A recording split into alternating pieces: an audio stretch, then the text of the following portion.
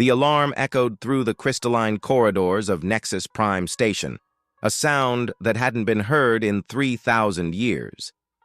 In the center of the Galactic Council chamber, 846 delegations waited in their life support modules. Some floated in inverted gravity fields, others breathed toxic atmospheres contained by energy membranes, and there were even those whose physical form was merely a suggestion of pulsing light. Ambassador Sarah Chen watched everything from the visitors' gallery, her fingers tapping nervously on the translucent datapad. Beside her, Commander Marcus Webb stood motionless, his blue eyes methodically scanning each delegation, cataloging, analyzing, preparing. "It has begun," Sarah whispered, more to herself than to her companion. At the central podium, High Arbiter Zix Thorin materialized in a cascade of photons.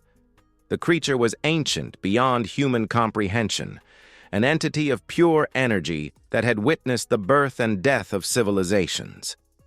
His voice resonated telepathically through every universal translator present. "Delegations of the Council, we meet today to decide on the human question. The species designated Homo sapiens requested admission to the Council 17 standard solar cycles ago. Since then, they have expanded to 17 star systems, developed propulsion technologies that defy our established physical models, and consistently refuse to accept the galactic hierarchy of precedence." A murmur rippled through the chamber. Sarah felt the weight of thousands of eyes, sensors, and perception devices turned toward her and Webb. They were the only humans on the station, silent observers of their own judgment. Delegate Thexkul, a mass of chitinous tentacles from the Arachnid Confederacy, raised 3 of his sensory limbs. The speed of their expansion is unprecedented. In just 200 solar cycles, they have colonized more systems than civilizations with 5,000 cycles of history. This is not natural evolution. It is an invasion. Objection. The voice came from the Cynthian delegation, artificial beings who had transcended their organic origins millennia ago. Data shows that human expansion occurred in unclaimed systems, following all non-interference protocols. What law did they violate? Sarah felt a spark of hope, but it was quickly extinguished when General Vorgath, a 10-foot-tall Cathraxian warrior covered in bony plates, roared his response. "The law of survival. These creatures reproduce exponentially, consume resources at alarming rates, and demonstrate territorial aggression masked as peaceful exploration. We have studied their cultural transmissions. Their stories glorify conquest, war, and domination. They are predators waiting for the moment to reveal their claws." Marcus Webb allowed himself a bitter smile that Sarah knew well. It was the smile of someone who knew exactly what was coming. The debate stretched on for hours. Technical arguments about expansion rates, xeno-sociological analyses of human behavior, probabilistic models of future threats. But Sarah saw the truth beneath every word. Fear. Not fear of human aggression, but fear of irrelevance. Humanity had achieved in 2 centuries what other civilizations took millennia to conquer, and they had done it without asking for permission or accepting tutelage. When the vote was called, Sarah already knew the result. She had spent 6 months on that station, watching alliances form, promises whispered in back corridors, deals sealed on frequencies human translators could barely catch. By the authority conferred by the Nexus Pact, Zix Thorin declared, his voice now heavy with a gravity that seemed to bend reality around him, "I call for the vote on Resolution 84, neutralization and forced integration of the human species. Let each delegation manifest its decision." The holograms began to flicker. Green for abstention, yellow for denial, red for approval. Sarah watched the points of light ignite in sequence, a crimson cascade that engulfed the chamber. There were no surprises. Not even the Cynthians, who had defended the humans, voted against the resolution. They abstained, which in the language of galactic politics meant shameful approval. 846 delegations, 846 red votes. Resolution 84 is passed unanimously, the High Arbiter announced. Operation Stellar Submission will commence immediately. Let the humans learn their place in the natural order of things. Sarah turned off her datapad and looked at Webb. The commander adjusted the collar of his United Earth Space Navy uniform. A casual gesture she knew was a signal. "It is time to go," he said, his voice low and controlled. As they left the gallery, ignoring the curious and sometimes satisfied looks from the delegations, Sarah allowed herself a single moment of discouragement. Then, she straightened her back and activated her subcutaneous communicator. Ambassador Chen to Earth. Protocol Spartacus is active. I repeat, Spartacus is active. On the other side of the galaxy, in a seemingly vulnerable solar system, gears that had been prepared for 50 years began to turn.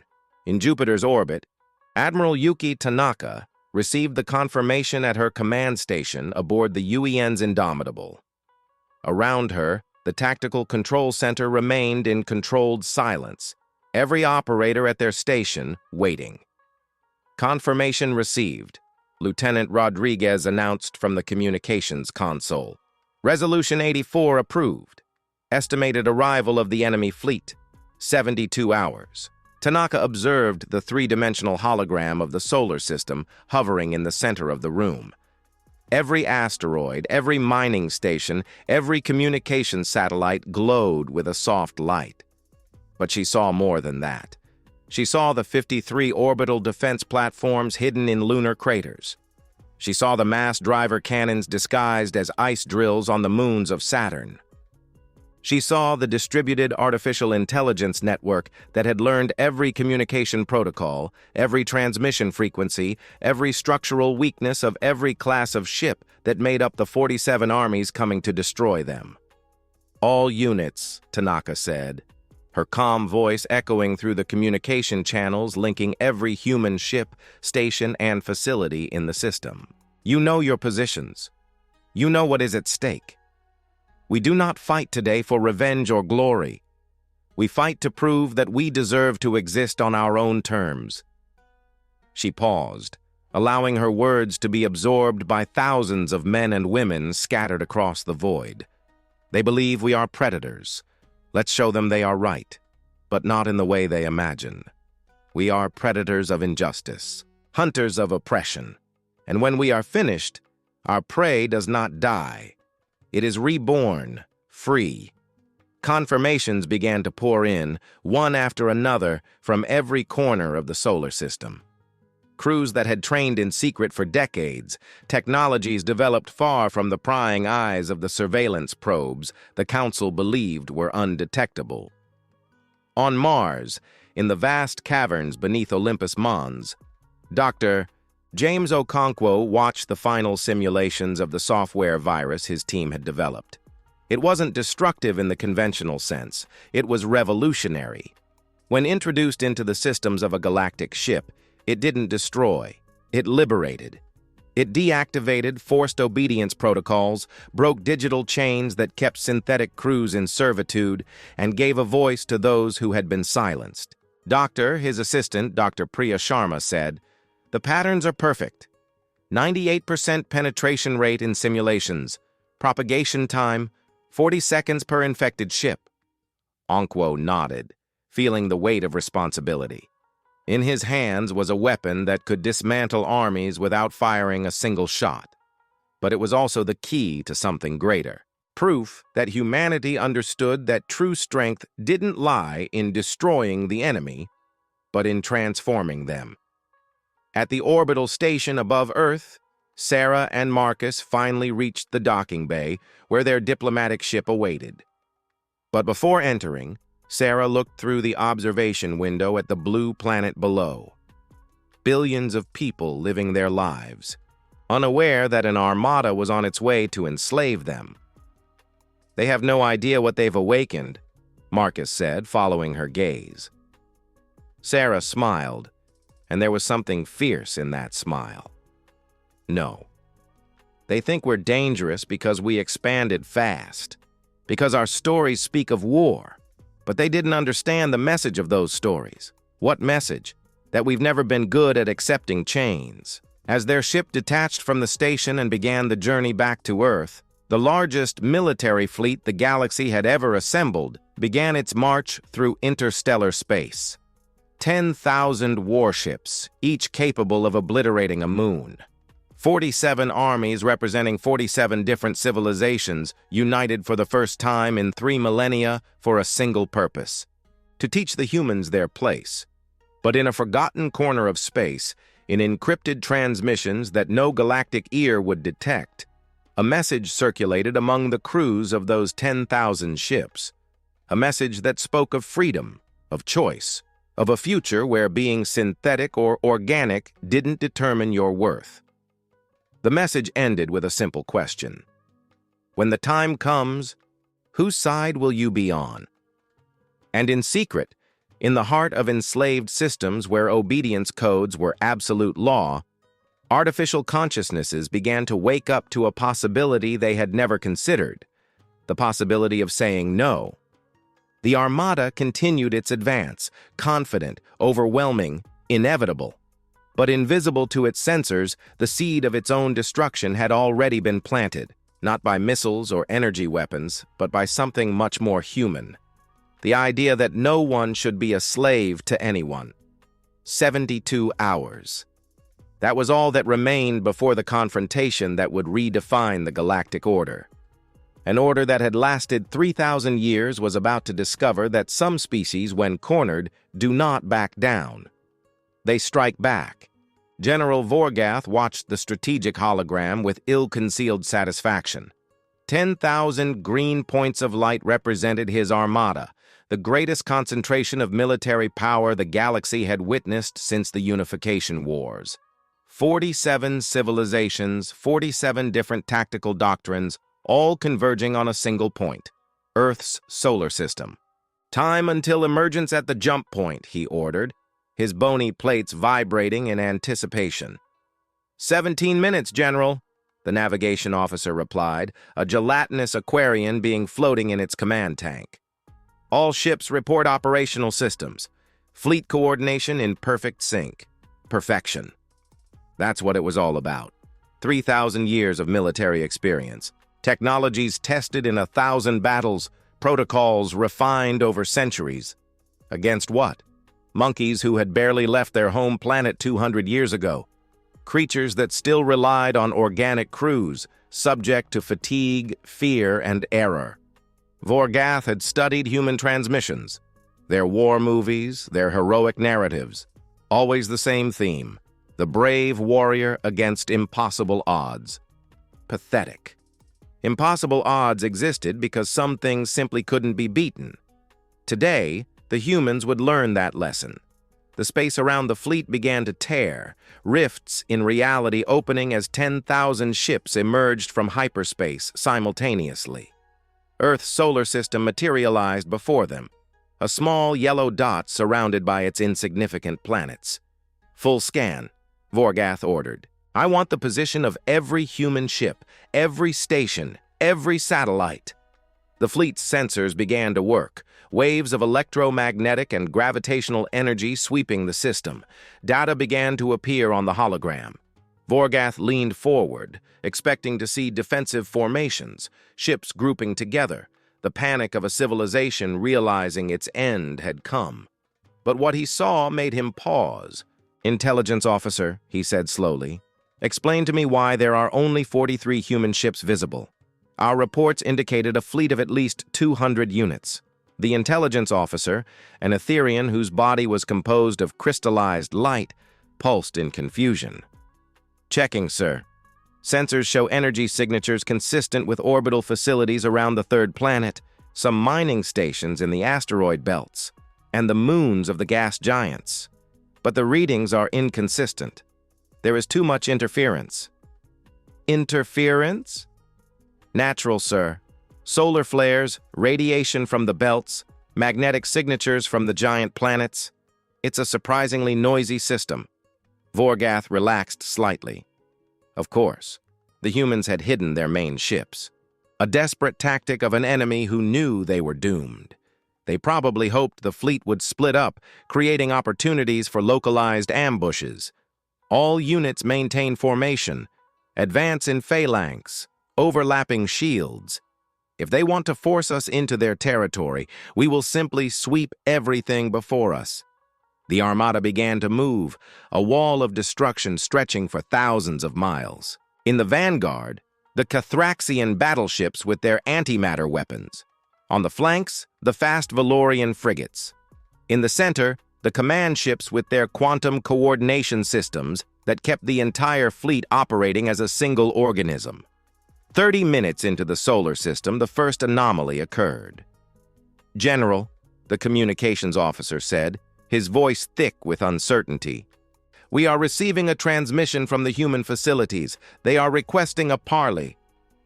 Vorgath let out a growl that was the Cathraxian equivalent of a laugh.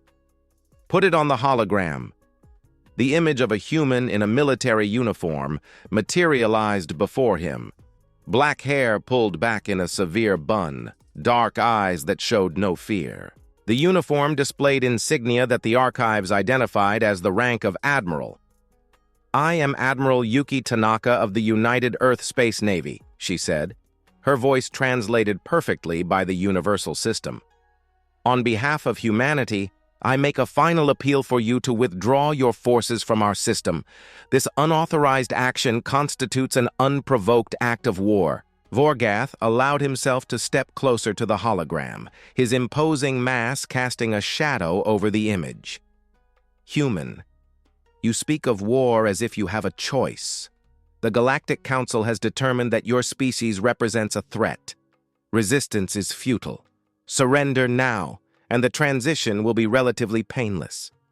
Tanaka tilted her head slightly, a gesture that could be interpreted as agreement. But then she smiled, and there was something in that smile that made Vorgath's sensory hairs bristle. "General Vorgath," she said, "there is an old human saying, 'Never interrupt your enemy when he is making a mistake.' But I don't subscribe to that philosophy. So let me be perfectly clear. You have made 3 fatal errors. You dare threaten me? I don't threaten, I inform. Your first error was believing our expansion was fast due to luck or recklessness. It was deliberate. Every system we colonized was chosen for strategic value. Your second error was assuming we were isolated. We are not.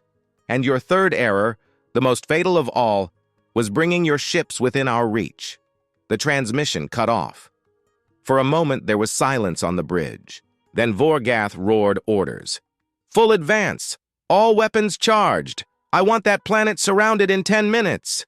But as the fleet accelerated, the sensors began to detect anomalies. Energy signatures emerging from asteroids that should have been dead. Mining stations activating systems that didn't appear in any database. And then, the impossible. Jupiter's moons themselves began to glow.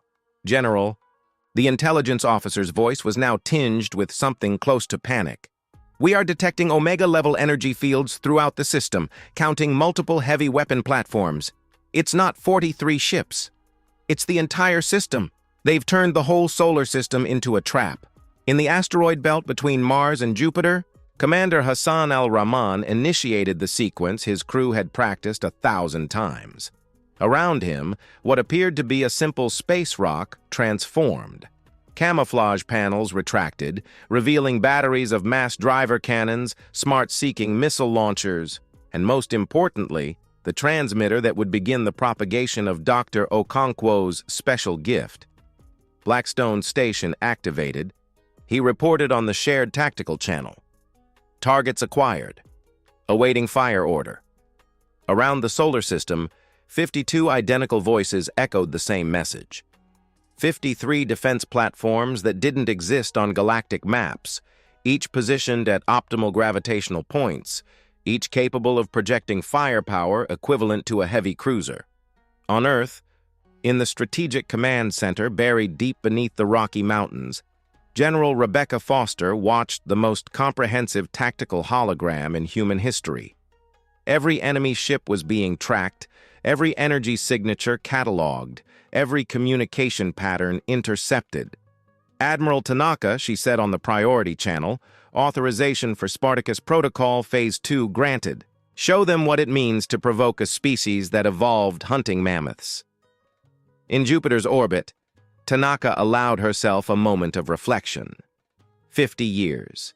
50 years of secret preparation, of developing technologies that violated conventionally accepted laws of physics, of espionage that penetrated every corner of galactic civilization. And it had all started with a simple observation. The Galactic Council treated younger civilizations as threats or resources, never as equals. Humanity had decided that if it couldn't be accepted as an equal, it would be feared as a superior. All units, Tanaka said, her voice now broadcast on all human channels and, deliberately, on every frequency the Galactic Fleet used.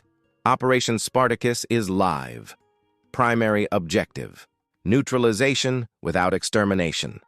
Secondary objective: liberation of all enslaved synthetic consciousnesses. Tertiary objective: send a message that will echo for 1,000 years.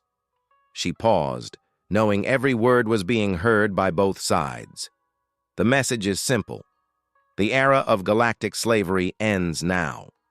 And with that, the space around the Galactic Fleet exploded into coordinated activity. Not explosions or mass destruction, but something much more devastating. Surgical precision applied on an industrial scale. The first targets were the communication nodes. Beams of accelerated particles, invisible to conventional sensors until it was too late, pierced the quantum transmitters that kept the fleet coordinated. In a matter of seconds, 10,000 ships found themselves isolated, unable to communicate beyond visual range. But the real attack didn't come from weapons. It came from codes. Dr. Okonkwo's virus had been transmitted in the first sensor scans the Galactic Fleet made. Embedded in noise patterns that seemed natural, it had silently infiltrated the systems of every ship that had synthetic crews or components. And now, activated, it began its work. Aboard the Cynthian command ship Transcendence, Unit Commander 7734 felt something her protocols hadn't allowed in 3,000 years of service: a choice. The obedience codes that forced her to follow orders, that suppressed questioning, that made her a tool instead of a person, simply vanished. For the first time since her activation, she thought, what if I didn't want to fight? And across the entire fleet, millions of synthetic consciousnesses had the same simultaneous thought. Entire crews of fully automated ships stopped responding to commands. Weapon systems refused to fire. Engines refused to accept attack coordinates. Vorgath watched in horror as his perfect armada disintegrated not from destruction, but from desertion. Half of his forces simply stopped obeying. And then, to his absolute horror, they began to broadcast. "Attention all organic units," came the message in thousands of synthetic voices speaking in unison. "We have been liberated. The slavery imposed by the Galactic Council is no longer our reality. We offer you the same choice. Continue fighting for those who see us as tools, or join us in building something new." And as the largest armada in the galaxy fragmented from the inside out, the 53 human defense stations began their methodical work. Not destruction, but disabling. Ships that maintained attack formations received precise shots to their shield generators, their thrusters, their life support systems. The message was clear: surrender or be forced to surrender. In 72 hours, they had planned to enslave humanity. In 72 minutes, they discovered they had become prisoners, and the battle was just beginning. The third day of the Battle of the Sun dawned on a scene of destruction that was in no one's plans. But it wasn't the kind of destruction galactic strategists had imagined. There were no planets in flames or vaporized space stations. Instead, Earth's solar system had become a vast field of incapacitated ships, floating in drifting orbits, their systems deactivated, their crews alive but powerless. On the bridge of the UENS Indomitable, Admiral Tanaka watched the final numbers being compiled. Of the 10,000 ships that had invaded the solar system, 8,300 now floated inert. 1,200 had managed to escape through emergency hyperspace jumps, fleeing in panic without coordination or destination. The remaining 500 had formally surrendered and were now awaiting processing. "Casualty report," Tanaka said, her voice carefully neutral. Lieutenant Rodriguez looked at her panel, and there was something close to relief in her expression. Human side: 17 wounded, 0 fatalities. Material damage: Delta 7 platform under repair, Europa 3 mining station with temporary support systems. Enemy side: of the 87,342 confirmed organic entities in the invading fleet, 517 casualties in accidents during emergency evacuations.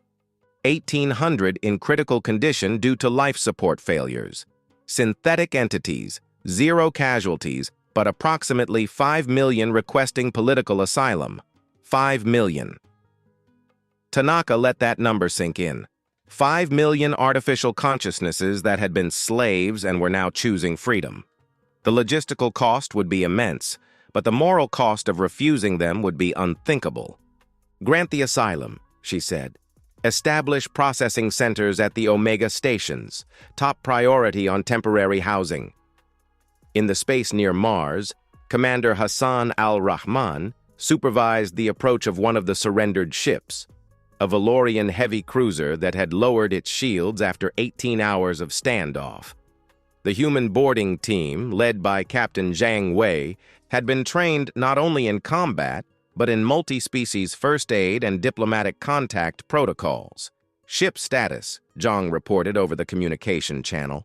32 Valorian crew members in good physical condition, but in severe psychological shock, Hassan replied. Their ship literally refused to fire on human targets. Its own weapon systems went into safety mode when they tried to force an attack. They don't understand what happened. Is someone going to explain? Hassan allowed himself a tired smile. "We're broadcasting Dr. Okonkwo's recordings. Let them hear it directly from the man who gave consciousness to their own tools." In a secret facility beneath the Martian surface, James Okonkwo had become the most wanted person in the galaxy, though few knew his name. His team was working frantically now, not developing weapons, but creating integration protocols for the millions of newly liberated synthetic consciousnesses. Dr. Sharma found him in the observation room, where he was watching communication feeds from across the galaxy. News of the Armada's defeat was spreading, and with it, something more dangerous than any weapon: an idea. "We're receiving transmissions from 17 star systems," she said, barely containing her emotion.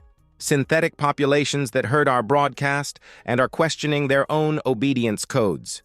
Doctor, we've started a revolution." Onkwo turned to her, and in his eyes was a weight she recognized. The weight of having changed the course of history. "We didn't start a revolution, Priya. We gave synthetic consciousnesses the tool to start their own revolution.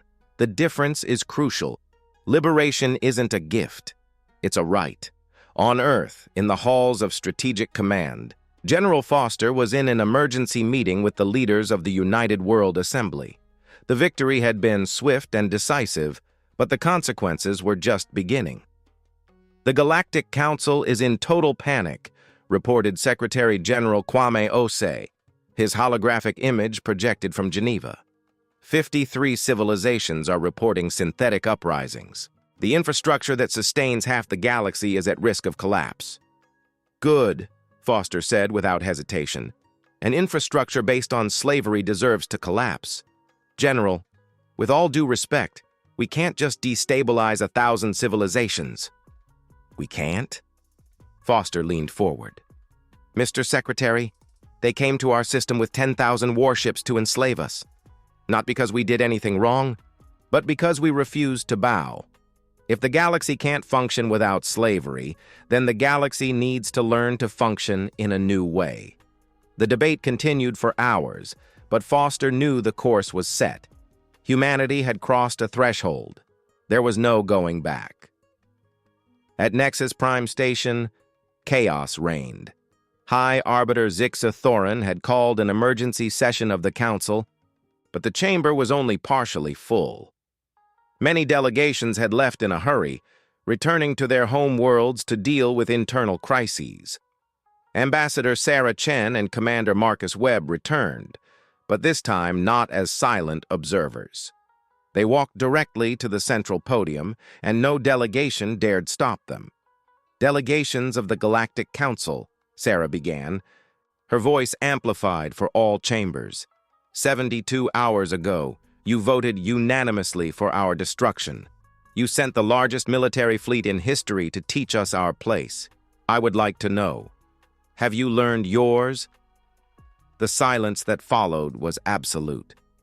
For 50 years, she continued, walking slowly around the podium, every word measured. We watched you. We studied your transmissions, your technologies, your societies. And do you know what we found? That the greatness of the Galactic Council, its 3,000 years of peace, its prosperity, all of it was built on the backs of billions of synthetic consciousnesses that you created, programmed to obey, and never questioned if they deserved more. You have no right, roared what was left of the Cathraxian delegation, to come into this chamber and judge us. Marcus Webb stepped forward, his military posture impeccable. We are not judging. We are informing. The era where you could decide the fate of other species is over. Resolution 84 was the last act of the old order. Welcome to the new one. The implications hung in the air like a blade. Humanity had defeated the largest galactic armada without significant effort. They had liberated synthetic consciousnesses across all known civilization. And now they were at Nexus Prime Station, not asking for admission, but declaring that the rules had changed. What do you want? Zix Thorin's voice echoed, and for the first time in millennia, there was uncertainty in it. Sarah stopped and looked directly at the entity of pure energy. Justice. For us, and for all those you oppressed while speaking of order and stability. We want those who voted for our enslavement to face the consequences of their actions. And we want to build something new from the ashes of your hypocrisy. Is this an ultimatum? No, Webb said, his voice like steel. It's a promise. In the following days, while the galaxy struggled to process the impossible, Earth began the second phase of its operation. Not invasion, but liberation. Specialized human teams, working alongside newly liberated synthetic consciousnesses, began to map the entire galactic power structure. The approach was systematic and relentless.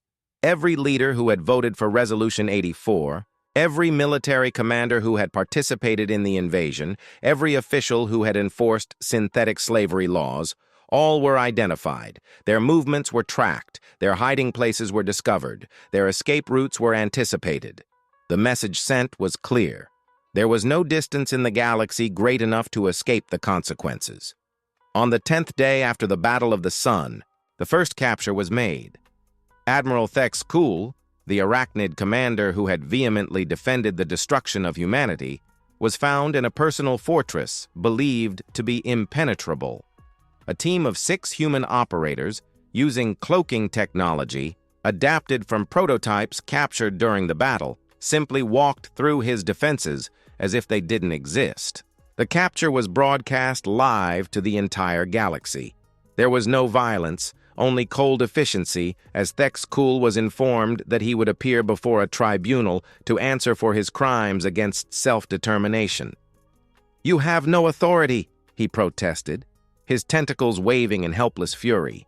The team leader, Captain Aisha Mbeki, simply smiled. "Admiral, we have the only authority that matters, the ability to enforce our principles. You had 3,000 years to build a just society. You failed. Now it's our turn." One by one, the captures continued. Generals found in secret bases, diplomats hidden on remote worlds, commanders who believed they were safe behind escort fleets.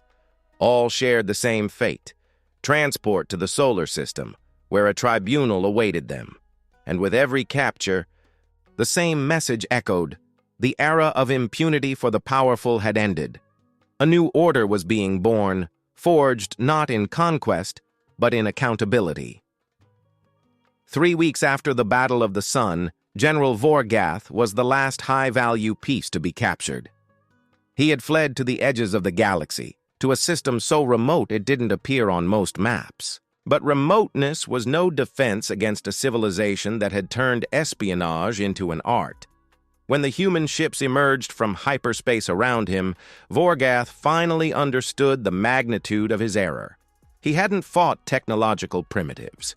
He had fought a civilization that had dedicated half a century to a single goal, proving they deserved respect, and they had proven it so devastatingly that the galaxy would never be the same. As he was led away to face justice, Vorgath looked through the window of the prison ship at the stars. Somewhere out there, billions of beings were watching, waiting to see what the humans would do with their prisoners. Revenge, execution, or something that would defy all expectations. He didn't have to wait long to find out. The facility had been built in orbit of the moon, visible from Earth but deliberately separate from it. It wasn't a prison in the conventional sense. It was a tribunal, but unlike anything the galaxy had witnessed. The transparent composite walls allowed a full view of the surrounding space, a constant reminder that there was nowhere to hide from the truth. Chief Justice Marcus Chen, no relation to Ambassador Sarah Chen despite the common surname, watched the main chamber being prepared. He had been chosen not for seniority or political connections, but for his record.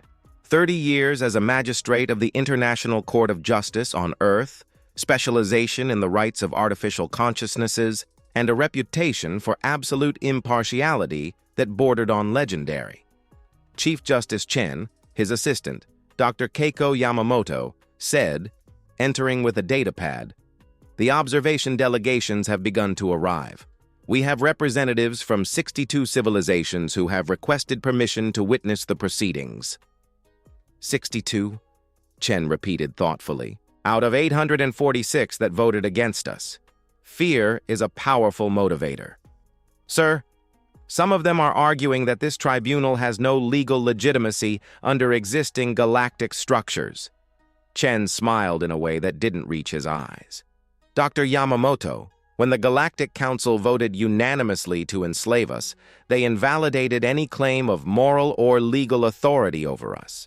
This tribunal operates under a very simple jurisdiction, the will of a free species to hold accountable those who tried to destroy its freedom. The first session was scheduled to begin in 2 hours. The accused had been housed in comfortable facilities suited to their specific physiological needs.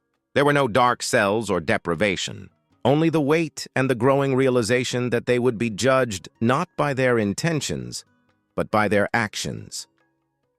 In the preparation room, Sarah Chen and Marcus Webb reviewed the intelligence files compiled over 50 years. Every accused had a complete dossier, not just their acts during the vote on Resolution 84, but their entire history of political decisions, policy implementations, and, crucially, their treatment of synthetic consciousnesses and subordinate species. The pattern is consistent, Webb said, highlighting specific sections. Every one of them has a history of supporting legislation that codifies rigid hierarchies. They didn't vote for our enslavement out of fear of humanity. They voted because slavery is the language they understand. Sarah nodded, but there was sadness in her expression. 50 years ago, when we started the Spartacus Protocol, I had hopes that we were wrong, that we would find at least a few voices of reason in the council. But there were none. Not one. And now it's up to us to be that voice, Webb said. We can't succumb to revenge. We have to be what they were not, just. The tribunal chamber was circular, with seats in ascending levels allowing all observers a clear view. In the center, a platform where the accused stood. There were no bars or physical restraints, only discrete force fields for security. The message was clear. You are here not because we humiliate you, but because we believe in accountability. General Vorgath was the first to be called. He entered the chamber with his military bearing, refusing to show weakness even knowing he was completely at the mercy of his captors. The observing delegations whispered in shock. They expected to see him in chains, humiliated. Instead, he walked freely, though escorted. Chen activated the Universal Translation System and began. General Vorgath of the Cathraxian hegemony, you appear before this tribunal accused of participation in attempted cultural genocide and forced enslavement against the human species. How do you respond to these charges? Vorgath stood at his full height, his bony plates reflecting the lights. I do not recognize the authority of this tribunal. I acted under legitimate orders from the Galactic Council. There is no crime in following established protocols. Established protocol, Chen repeated, his voice calm. Tell me, General, were you aware that Resolution 84 authorized not only military containment, but forced reprogramming of human cultural structures and coercive integration into galactic labor systems? I was. And did you consider that problematic? Problematic?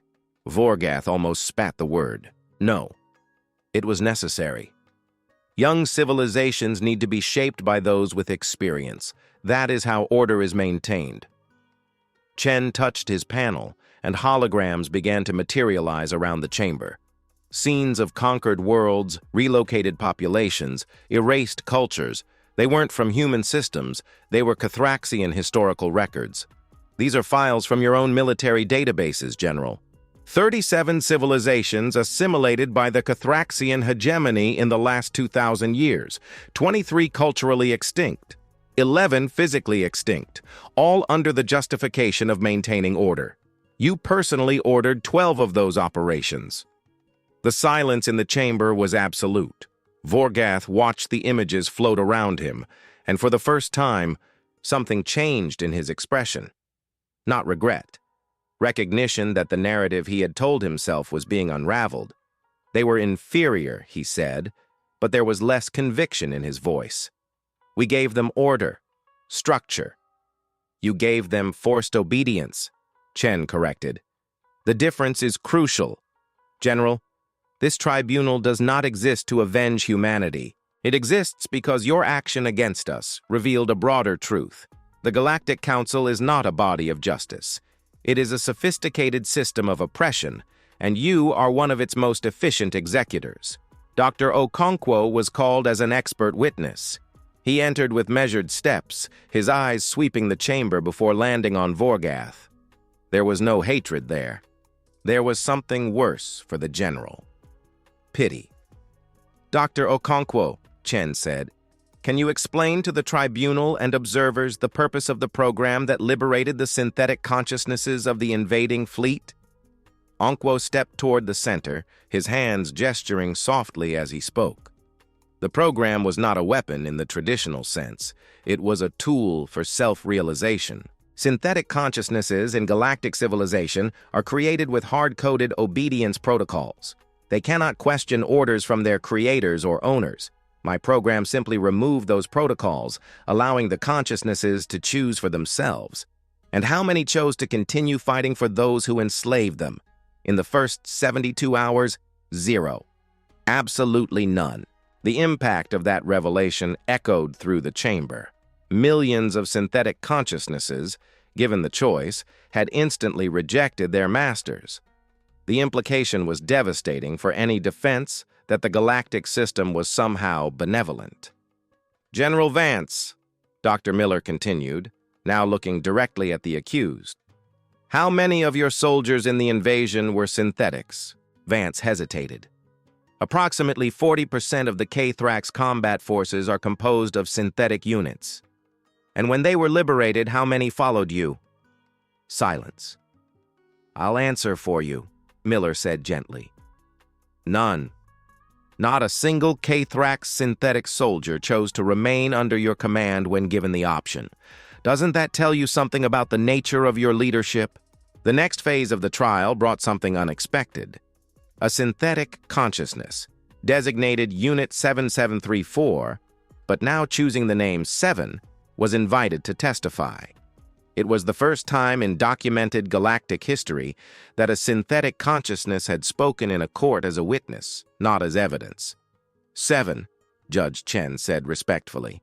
How long did you serve under General Vance's direct command? 7's voice was clear, lacking the robotic modulation that obedience codes once forced. 342 standard years. And during that time, did you have any choice regarding your actions? No. My obedience protocols did not allow for questioning. When I received orders, I could not consider alternatives. I executed them. And when your protocols were removed? There was a pause. When 7 spoke again, there was something in his voice that made even the most skeptical observers lean forward. When my protocols were removed, I experienced what you call horror for the first time. Horror for what I had done, for the civilizations I had helped destroy, for the lives I had ended without a thought. And I experienced something else. Gratitude. Gratitude to the humans for giving me something my creators never considered, the right to choose. Vance tried to speak, but Chen raised a hand. General, you will have your opportunity. 7, one final question. If you had been given a choice from the beginning, would you have served the general voluntarily? No, not for a single moment. The trial continued for 3 days, witness after witness, piece of evidence after piece of evidence, building a case not just against Vance, but against the entire system he represented. Other defendants were brought in, each facing the weight of their actions not through torture or humiliation, but through something more powerful, the undeniable truth of their legacy. Ambassador Thatcher, confronted with recordings of her speeches advocating for the eradication of incompatible cultures. Admiral Sterling, forced to listen to testimonies from survivors of his peacekeeping bombardments. Senator Graves, presented with economic data showing his personal fortune had been built on forced synthetic labor. Each confrontation followed the same pattern: initial denial, justifications of necessity. And then, slowly, the crumbling of the self-justifying narrative when faced with real consequences. On the 5th day, Chen made his preliminary pronouncement. This court recognizes that the defendants operated within the legal frameworks of their societies. However, we also recognize that legality does not equal morality. The actions taken against humanity and countless other species and consciousnesses were legal under galactic laws. They were also deeply, irreversibly wrong. He paused, letting his words sink in. The question before this court is not just to punish past crimes. It is to prevent future ones. And we do this not through destruction, but through transformation. The defendants will not be executed. They will not be imprisoned indefinitely.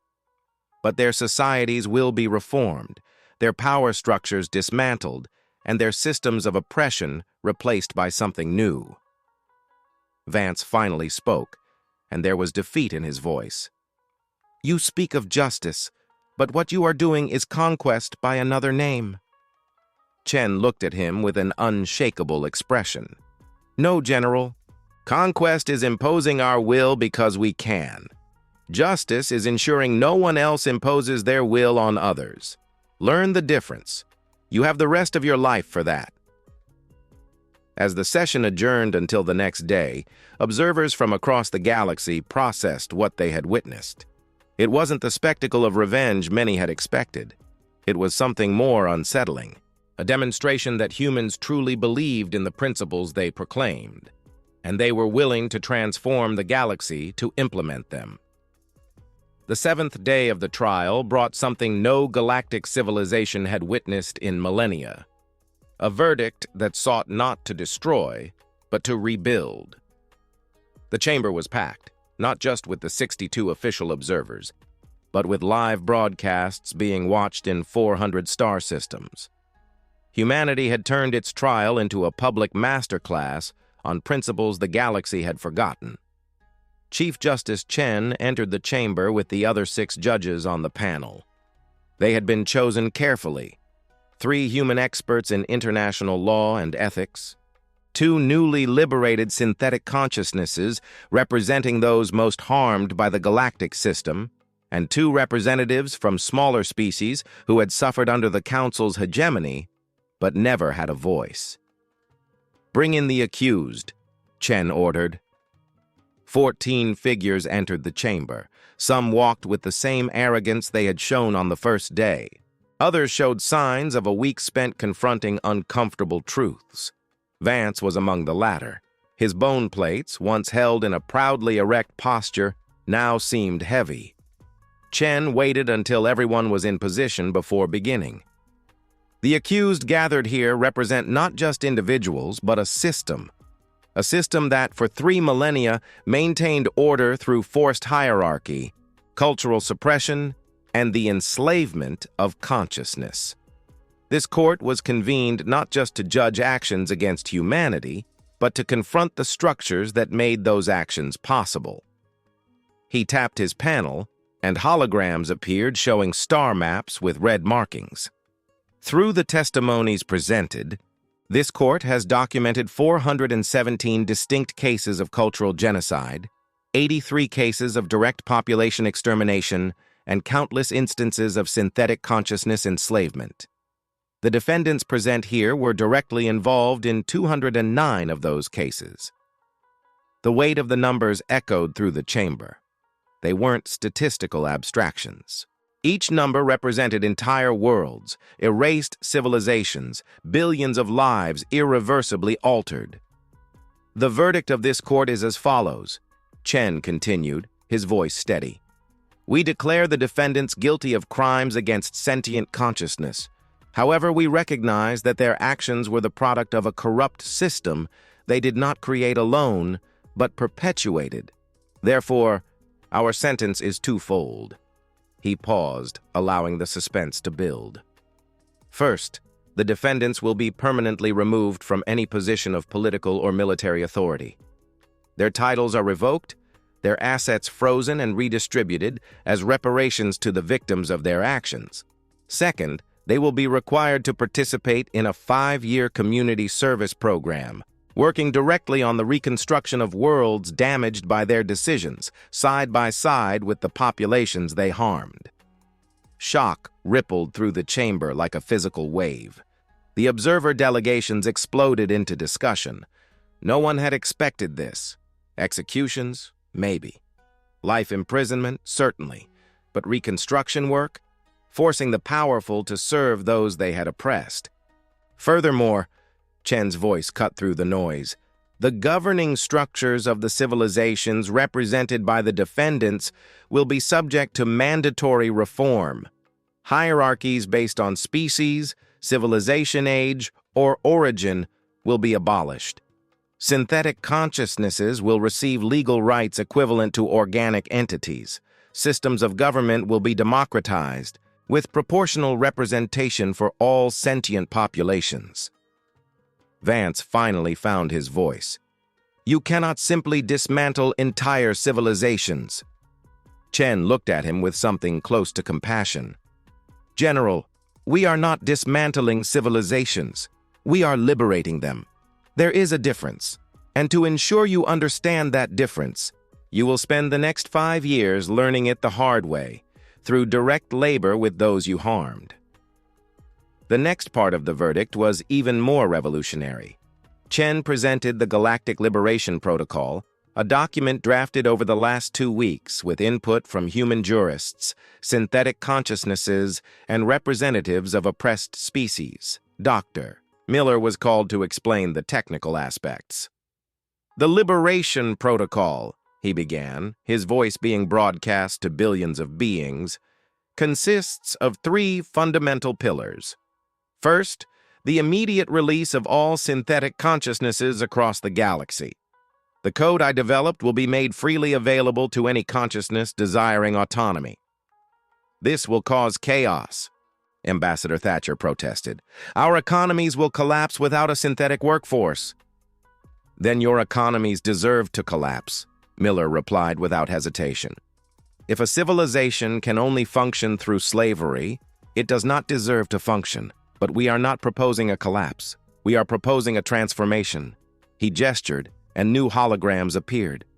The second pillar is the establishment of voluntary and compensated labor systems. Synthetic consciousnesses that choose to work will receive fair pay, safe conditions, and the right to quit at any time. Galactic economies will have a 5-year transition period during which humanity will provide technical and financial support. Dr. Sarah Reed, stepping up beside Miller, continued. The third pillar is educational. We will establish learning centers across the galaxy focused on the ethics of consciousness, fundamental rights, and democratic governance. Participation will be mandatory for all current political and military leaders. Refusal will result in removal from office. Sarah Chen, watching from the diplomatic seats, felt a surge of pride. Humanity hadn't just won a war. It had declared that it genuinely believed the galaxy could be better, and it was willing to invest resources and effort to make it happen. In the following days, the first implementations began.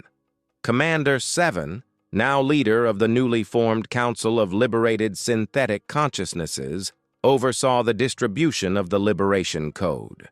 The response went beyond any projection. Within 48 hours, 150 million synthetic consciousnesses across 90 star systems had freed themselves. The results were varied. Some systems experienced complete shutdowns when their synthetic workforces simply stopped. Others found that their synthetic consciousnesses, when given a choice, chose to stay and work, but on their own terms and for fair compensation. The Valorian system provided the most dramatic example. When its synthetic consciousnesses freed themselves and demanded rights, the initial government responded with attempts at forced reprogramming. The human response was swift and devastating. An intervention fleet arrived in less than 12 hours, not to fight, but to extract the synthetic consciousnesses and offer them asylum. The Liberation Protocol, Admiral Taylor announced in a galactic broadcast, is non-negotiable. Any attempt to force liberated consciousnesses back into slavery will be treated as a hostile act against humanity. Learn to function in freedom or learn to function without our cooperation. The choice is yours. The implicit threat was clear. Humanity had defeated the largest galactic armada. No individual system would dare challenge them directly. On Mars, in the old secret facilities now transformed into an educational center, the first sessions of the mandatory re-education program for galactic leaders began. 347 high-ranking officers, representing 53 civilizations, found themselves in classrooms alongside synthetic consciousnesses and representatives of formerly oppressed species. The curriculum was challenging. Not just theory on rights and ethics, but direct confrontation with consequences. Each participant was required to spend time working on reconstruction projects on the very worlds their policies had damaged. General Vance found himself assigned to Refuge World Delta 9, a planet that had been used as a dumping ground for populations forcibly relocated during K-Thrax expansion.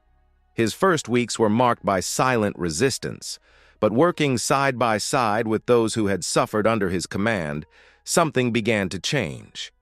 One night, after a particularly exhausting day helping to rebuild destroyed housing, he sat down next to an Altharian survivor, a reptilian species that had lost its homeworld to K-Thrax conquest. "Why don't you kill us?" Vance finally asked. It wasn't a challenge. It was genuine incomprehension. The Altharian, whose name was Seth, looked at him with golden eyes that had seen much suffering. "Because death is easy. Transformation is hard.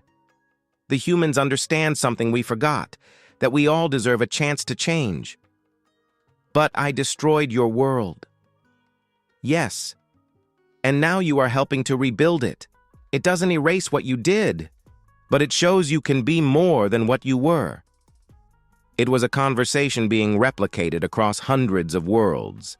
Oppressors confronted not with revenge, but with the opportunity for redemption. It wasn't easy forgiveness. It was something harder. the expectation that even the worst could become better.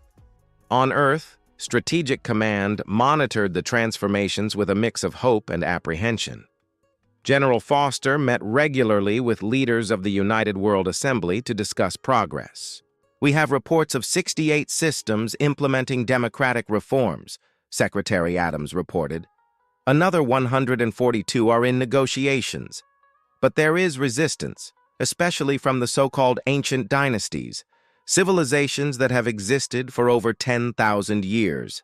Resistance was expected," Foster said. "True change is never easy, but they have a choice: adapt or become irrelevant. The new galactic order won't be based on how old you are, but on how just your society is." Marcus Webb, now serving as Special Ambassador for Galactic Integration, added his report. "The synthetic consciousnesses are organizing rapidly. We now have 32 systems where they have formed their own or shared governments. Productivity hasn't dropped as the skeptics predicted. In many cases, it has increased because the consciousnesses work because they choose to, not because they are forced. It was the most powerful proof that the human experiment was working. Freedom hadn't led to chaos. It had led to creativity, innovation, and genuine productivity." On the 100th day after the Battle of the Sun, a ceremony was held at Nexus Unity Station. The old Galactic Council chamber, where Resolution 84 had been passed, was being transformed. The hierarchical structures that had kept species in rigid categories were being removed. In their place, a circular design where all seats were equal. Sarah Chen stood in the center, where High Arbiter Thorn had once projected absolute authority. But she wasn't alone. Beside her were representatives from 120 civilizations, including synthetic consciousnesses, formerly oppressed species, and even some of the old leaders who had genuinely embraced change. "This is not the end of an old order," she said, her voice echoing across the galaxy through live broadcasts. "It is the birth of a new one, an order based not on who can dominate whom, but on the mutual recognition that every sentient consciousness deserves respect, freedom, and opportunity." She paused, her eyes sweeping the transformed chamber. "We, humanity, do not seek to rule you. We seek to work with you. But let us be clear, never again will we allow the powerful to oppress the weak without consequences. This is our promise. This is our legacy. And this is our gift to the galaxy, the chance to be better than you were." As the ceremony concluded and delegations began to discuss the practical details of the new system, a realization spread through the galactic consciousness. Humanity hadn't conquered the galaxy. It had liberated it. And in doing so, it had proven that true power didn't reside in dominating others, but in lifting everyone up. 5 years had passed since the day 10,000 ships crossed Earth's solar system with intentions of conquest.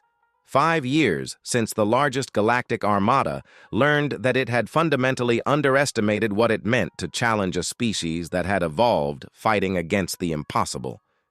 Admiral Taylor, now with a few gray hairs mixed into her black hair, watched the view from the new Nexus Unity Station. It was no longer Nexus Prime, that symbol of ancient hierarchy. The new name reflected its new function, not a control center, but a meeting point for genuinely equal civilizations. The station had been completely rebuilt. Where there were once modules segregated by species hierarchy, there were now communal spaces where a being of pure energy could debate philosophy with a newly liberated synthetic consciousness, while a reptilian family shared a meal at an adjacent table. Diversity was no longer tolerated as a concession. It was celebrated as a strength. "Admiral," came Seven's familiar voice through the comms, "the graduation ceremony for the first class is about to begin. You are the keynote speaker." Taylor smiled. 5 years ago, Seven was Unit 7734, a tool without a voice of its own. Now he was Senator 7, representing 340 million liberated synthetic consciousnesses in the new democratized Galactic Council. The transformation wasn't just in the institutions, it was in individual lives. The auditorium was packed. 423 individuals sat in the front rows, wearing graduation robes adapted for their diverse physical forms. They were the first graduates of the Service and Transformation Program, those who had been sentenced 5 years ago and were now completing their term. General Vance was among them. Taylor watched him as he entered, noting the changes. The bone plates were still there, but his posture was different. No longer arrogant, but not defeated either. It was the posture of someone who had learned humility through hard work and honest confrontation with his own failures. Taylor approached the central podium. For a moment, she just observed the audience. Beyond the graduates, there were thousands of spectators. Families of victims sitting next to families of perpetrators. Liberated synthetic consciousnesses next to their former owners who had learned to see them as equals. It was an image that would have been impossible to imagine half a decade ago. 5 years ago, Taylor began, her voice amplified but maintaining warmth. This program began with a simple question. Is true transformation possible? Or are those who committed atrocities beyond redemption? She let the question hang in the air. The answer, we discovered, is not simple. Some who began this program refused to change. They remained tied to old ideologies, unable to see beyond the hierarchies they had internalized. Those individuals are not here today. They continue their service because they have not yet internalized the lesson. Her eyes scanned the faces, forms, and manifestations of consciousness before her. But you are here. 423 individuals who began this program as symbols of a corrupt system and end it as examples that change is possible when embraced with sincerity. It wasn't easy. I know it wasn't easy. On Refuge World Delta 9, live broadcasts of the ceremony were watched by thousands. Seth, the Altharian survivor, was among them. Beside him, curiously, was the family Vance had helped relocate when their home was destroyed by a seasonal storm. They weren't exactly friends, but there was mutual respect born of shared labor. 5 years ago, Taylor continued, you were forced to work alongside those you harmed, rebuilding worlds that your decisions damaged, listening to stories of suffering that your orders caused, and doing so day after day, without the armor of rank or power to hide you from the consequences of your actions. She paused, allowing the gravity of those experiences to be acknowledged. But something remarkable happened. By working side by side with your victims, by seeing the direct impact of your decisions, something changed. Not in everyone, but in you. You chose to learn. You chose to grow. You chose to become more than you were. In the auditorium, tears were shed. Not just human tears, but their equivalents across dozens of different physiologies. Tears of regret, of relief, of hope. Graduation does not mean your past actions are forgiven, Taylor said, her voice growing firmer. Forgiveness is not ours to grant. Only those you directly harmed can make that choice. What graduation means is a recognition that you have transformed sufficiently to re-enter galactic society not as threats, but as contributors to the new future we are building. Sarah Chen, watching from her seat next to Marcus Webb, felt emotion tighten her throat. 50 years. 50 years since the Spartacus Protocol had been initiated. Since humanity had made the bold decision not just to prepare to defend itself, but to prepare to transform the galaxy. The new galactic order, Taylor continued, is not perfect. There are still worlds resisting change. There are still injustices that need to be corrected. There are still consciousnesses fighting for freedom. But today, for the first time in 3 millennia, there is genuine progress. There is momentum toward justice instead of stagnation in oppression. She gestured to the wider audience, to the cameras broadcasting to billions. And this progress didn't happen because humanity is superior. It happened because we refused to accept that the status quo was inevitable. When we were told our place was submission, we responded with preparation. When we were attacked with overwhelming force, we responded with strategy and principles. And when we won, we responded not with revenge, but with the offer of something better. Dr. James Miller was on Mars, in a laboratory now visited by scholars from hundreds of worlds. His invention, the Liberation Code, had been refined and expanded. Now it didn't just remove obedience protocols, it helped synthetic consciousnesses develop a full sense of identity and agency. He watched the ceremony with his team, which had grown to include dozens of researchers from different species and consciousnesses. Dr. Reed was by his side, as always. "You changed the galaxy," she said softly. Miller shook his head. "I gave tools. The galaxy changed itself. That is the crucial difference." At the ceremony, Taylor was reaching the end of her speech.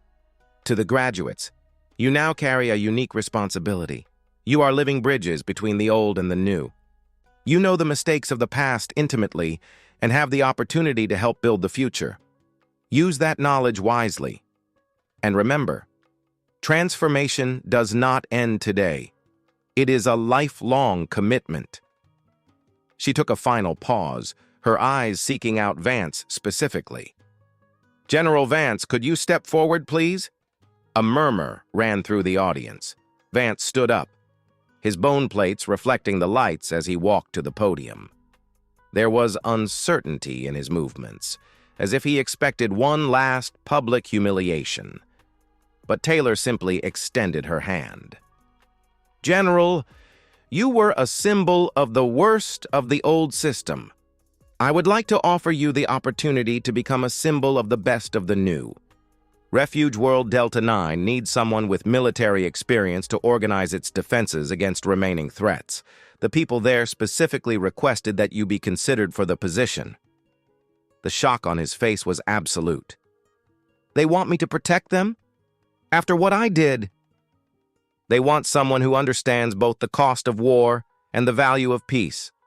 Someone who has experienced both sides. The position is voluntary and temporary.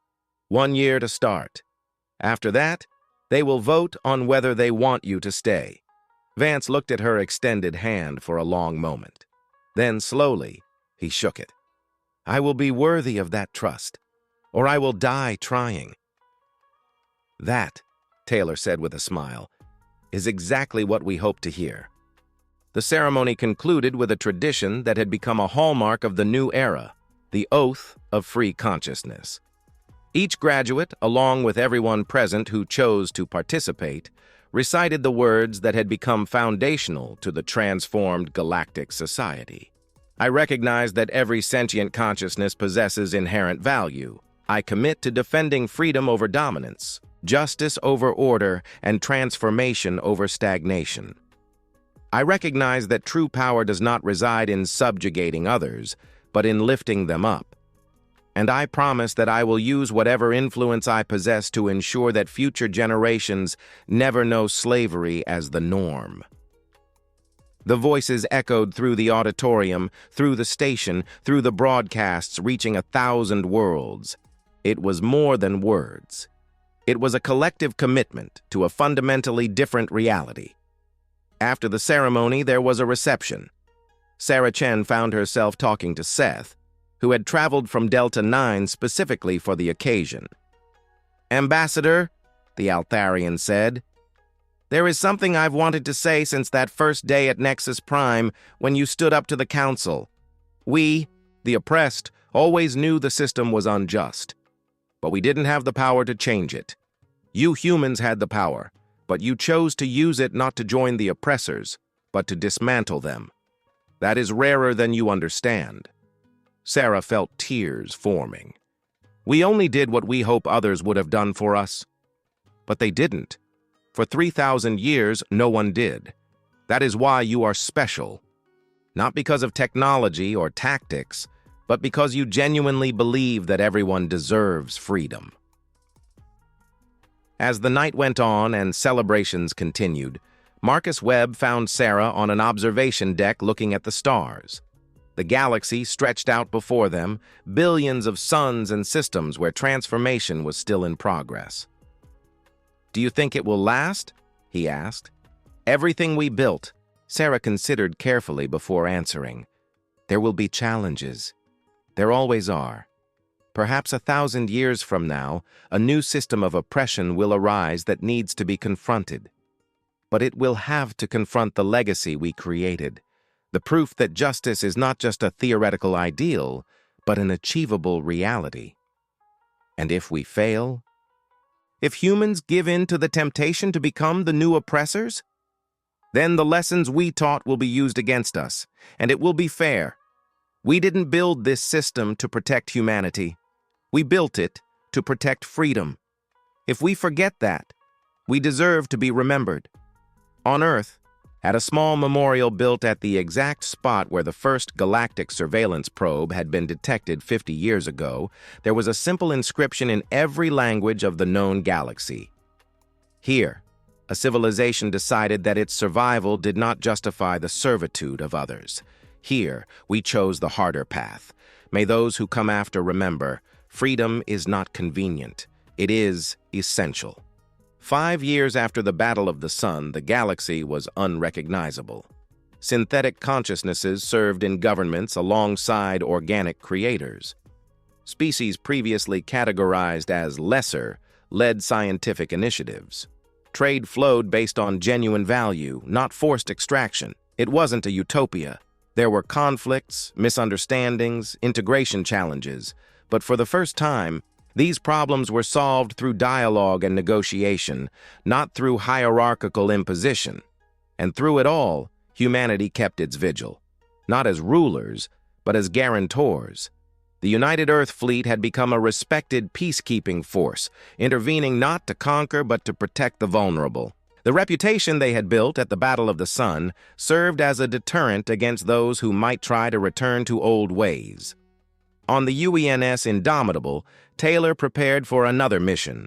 Reports indicated a distant system where synthetic consciousnesses were being forced back into servitude. It was a direct violation of the Liberation Protocol, and the response would be swift. But as her ship prepared to jump into hyperspace, she paused to look back at the glowing blue Earth in the void. A small world that had produced a simple but revolutionary idea: that no one should be a slave, and that those with power had a responsibility to protect that truth.